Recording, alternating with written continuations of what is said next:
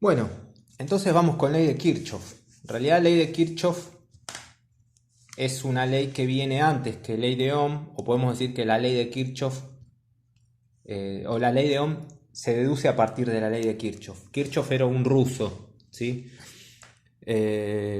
Busquen quién era, qué es lo que hacía. Me parece que es interesante. No hay tantos rusos que tengan tanto renombre en la electricidad como Kirchhoff. Después la mayoría son en relación a ingleses, franceses, alemanes. Pero bueno, acá tenemos un ruso. ¿Cuáles son? Hay dos leyes de Kirchhoff. Yo las leo y ahora las analizamos en función de los circuitos paralelos y serie. Recordemos que los circuitos paralelos son resistencias en paralelo, como nosotros decíamos en las viviendas, ¿sí? Donde hay mismas tensiones.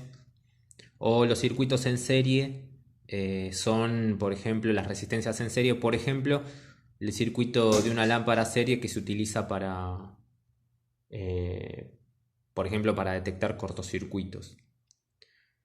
Eh, bueno, como les decía, las leyes de Kirchhoff, la primera es en un circuito eléctrico y acá hay una simbología que es sumatoria, ¿sí? En un circuito eléctrico la sumatoria de tensiones es cero. ¿Y qué implica eso? Bueno, vamos a ver el circuito serie. Cuando yo digo que es cero, digo que la tensión que está acá, más la tensión que está acá, más la tensión que hay acá, me da cero. Es decir, que se mantiene en algún sentido, no hay pérdidas de tensión, siempre y cuando haya un circuito cerrado. Ahora, ¿cómo puede ser? Bueno, vamos a pensarlo bien. Fíjense que en este caso yo tengo la tensión más menos, ¿sí? Con la fuente así, y siempre se indica con una flechita para arriba, la punta de la flecha apuntando al más, ¿sí? Eso quiere decir una caída de tensión. Ahora, fíjense, yo tengo caídas de tensión en la resistencia, ¿sí? O sea, hay tensión acá y de repente hay una resistencia. Vamos a pensarlo de esta forma. Recuerden que la tensión era la fuerza que empujaba de alguna forma a la energía eléctrica o a los electrones, o les da movimiento a los electrones.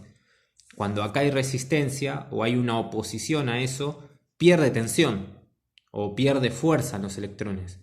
Por eso vemos que de repente acá hay una caída.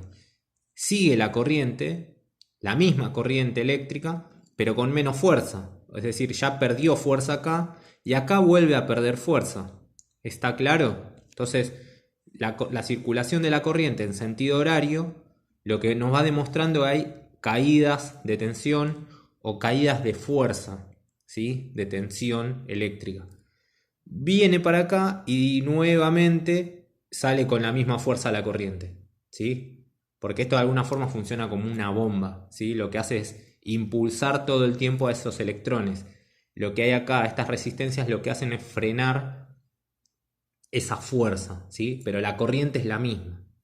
¿Está claro? La corriente en sentido de cantidad de electrones es la misma. Entonces hay caídas de tensión y esas las representamos con estas flechitas rojas.